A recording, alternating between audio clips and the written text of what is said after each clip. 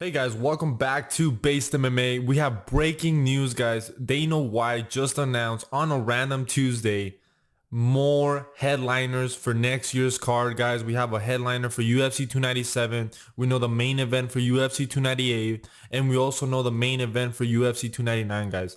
And before I get started talking about these new fight announcements, I just want to apologize, right? Because I feel like my last couple of videos haven't been the best content lately. I've been feeling a little bit under the weather these last couple of weeks.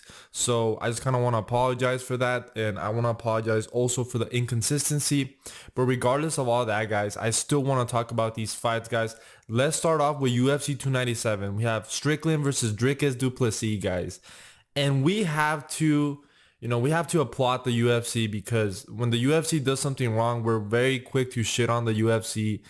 But when they do something right, people stay silent. And I'm glad that the UFC did the right thing and gave Dricus du Plessis the title shot, because he absolutely deserved it after he defeated Robert Whittaker back in July. The UFC wanted Dricus to make a quick turnaround to fight Israel Adesanya in September, but Dricus du Plessis was suffering from injuries, so he wasn't going to be able to make the September date. But I'm glad that the UFC is making Strickland versus Dricus du Plessis in January. We know that Sean Strickland is a very active fighter. He wants to be back in there.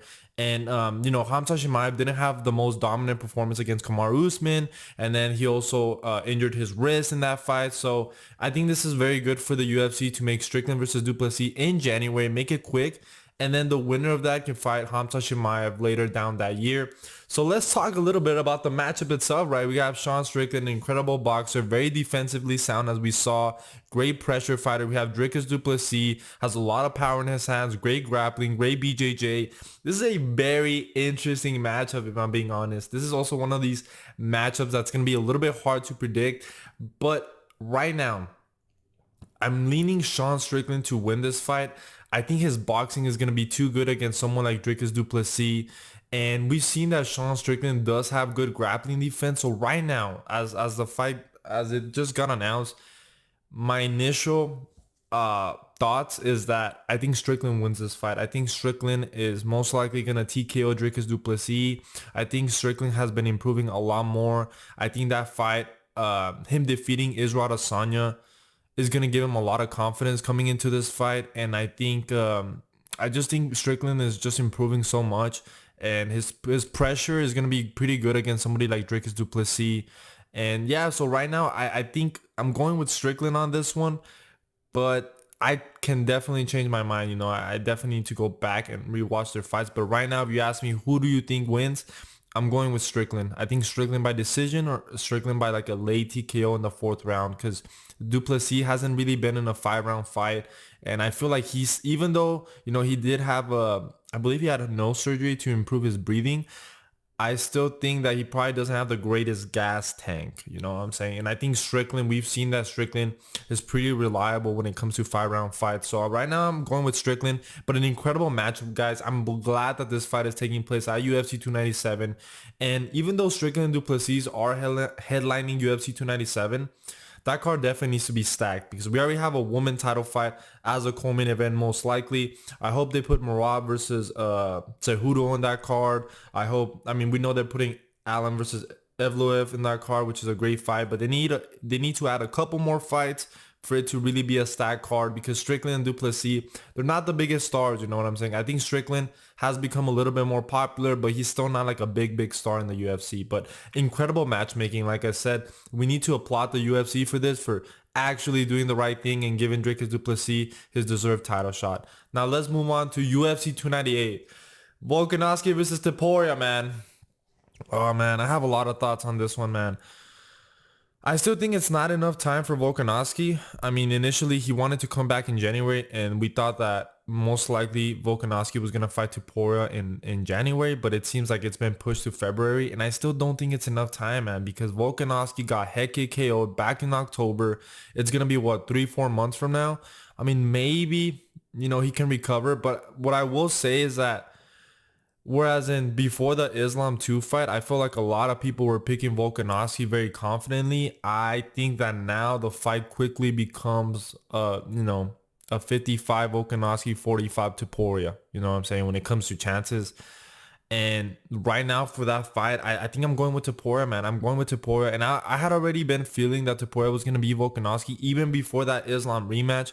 And then now with the circumstances, with all the circumstances around Volkanovski's personal life and the fact that he rushed into that Islam fight and the fact that he got head kick KO in the first 4 minutes, man, it's hard. It's hard. I love Volkanovski, but he should have taken more time off. It's still not enough time for him to come back from a head kick KO and get back in the octagon. And Topuria, no offense to all the other featherweights, but he ain't a Korean zombie. You know, he's not a Brian Ortega. This is a guy that has a lot of power, great boxing, also very good on the ground.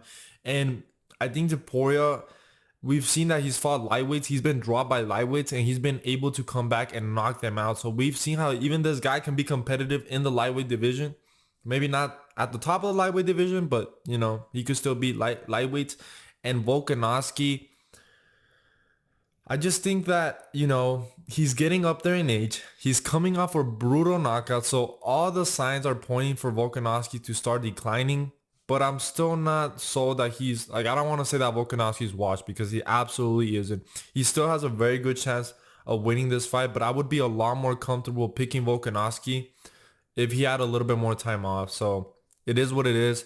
Volkanovski, for better and for worse, he's too tough for his own good, but I just wish he would have recovered a little bit longer because he got KO'd pretty badly, you know what I'm saying? It wasn't like it was like this TKO stoppage where it was like, okay, he kind of got dropped. Like, for example, like Aljamain Sterling, I don't feel like his KO was that bad. I think Volkanovski was a lot worse than Aljamain Sterling. And look how much time Aljamain Sterling is actually going to take off after that Sean O'Malley fight. So, like I said, maybe it's also because I'm a big Volkanovski fan and I want this guy to be considered one of the best. And I'm just scared that if he rushes back in there, he's most likely going to lose.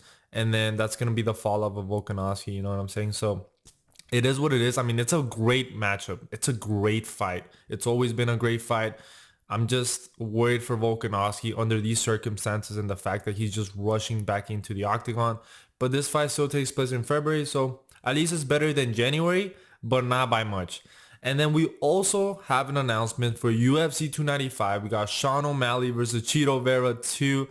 A great fight as well, but I think it's also going to be one of those cards that needs to be very stacked because even though I think O'Malley's a star, I don't think Chito Vera is that much of the star, but I think this fight is going to sell due to the fact that Chito Vera has that kind of fluke win over Sean O'Malley. There's been a lot of beef going on. I hope the UFC does a pretty good job of promoting this fight because I do feel like it has a lot of potential to be a very big fight. But when it comes to the matchup itself, guys, I think this fight is pretty close. I don't think a lot of YouTubers are going to say that. I think most YouTubers are going to say, no, O'Malley wins easily. I don't know. The problem that I have with this fight, is that it's 5 rounds. And we've seen that even if Chito Vera is losing, maybe getting outstruck, if O'Malley doesn't have the power to KO Chito Vera is going to start to hurt him. And even though he might be losing the rounds, I could just see an exchange where Chito Vera maybe hurts him. I think Chito Vera is very dangerous. And like, people are going to say, well, look what Corey Sandhagen did to Chito Vera. Yeah, but Corey Sandhagen also had a lot of success because Corey Sandhagen took him down, grappled, you know, the threat of the takedown. Like, what, is Sean O'Malley going to out-grapple Vera? I mean, that's possible, but it's not likely. So this fight quickly becomes a striking fest, and that's when it becomes dangerous. You know what I'm saying? And O'Malley, he's not the type of, like, he doesn't have the volume of a Corey Sandhagen. So, and like I said, I just think that I don't believe that O'Malley can knock out Chito Vera. I think that's kind of where I get a little bit concerned. Whereas if I thought that Chito Vera maybe didn't have the best chin or there was a chance of O'Malley KOing him, I would definitely pick O'Malley because I think he's a way better striker, better technically, more precise with his strikes. But I just think Chito Vera, we've seen that this guy has a granite chin, has a lot of power. Even when he's getting outstruck, like he was getting outstruck by Rob Font, but at the end of those rounds, he would really hurt Rob Font. So this is kind of a scary fight for O'Malley, in my opinion. I think a lot of people are going to heavily underestimate Chito Vera coming into this fight. But, you know, I think this is a pick'em, in my opinion. This is a pick'em, in my opinion. A lot of people are going to disagree. I just think stylistically, especially the fact that it's 5 rounds, it could get quite complicated for Sean O'Malley, in my opinion. But, you know, I think right now I would lean Sean O'Malley by decision. But it's gonna be a very, very scary 5 rounds, man. I'm gonna be very scared for O'Malley because, like I said, I think Chito Vera is very dangerous.